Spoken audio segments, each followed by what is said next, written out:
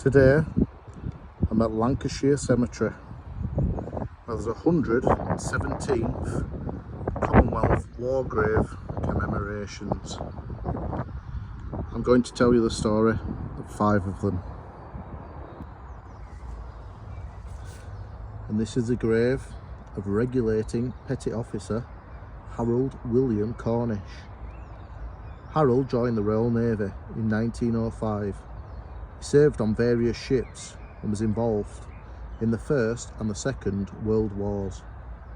Having survived those, he died of natural causes on the 8th of January 1945, aged 59. I often wonder what the men like Harold was thinking after surviving a world war and around 20 years later entering another. Now at the grave of Private John HUARTSON. John was a professional soldier serving in the 5th Battalion, the King's Own Lancaster Regiment. On the 30th of September 1914, he was on a sentry on a railway bridge near Reading. When his comrade went to relieve him, he could not be found. After a search for his body, it was discovered with terrible injuries, and his death must have been instantaneous. John was just 25 years old. I'm now stood by the grave of Warrant Officer William Taylor. William was part of the 282nd Squadron of the Royal Air Force.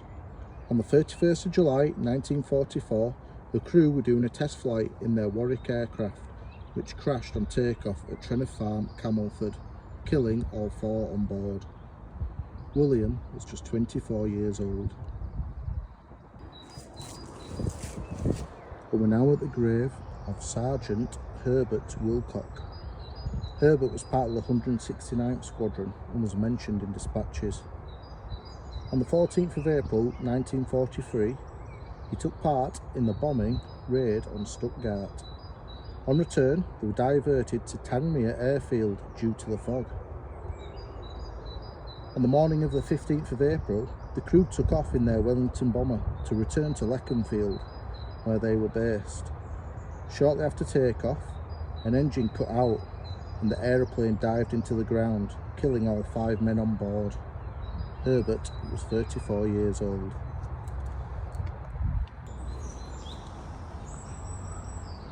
And this is the grave of Flight Sergeant Thomas HIGHTON. Thomas was part of an aircrew of 6 who flew on the 10th of September 1941. They took off from Finningley for a night bombing training. The aircraft flew into farm buildings near Southry, a Fenland village, killing all those on board. During the war, he was awarded the Distinguished Flying Medal. He was just 20 years old.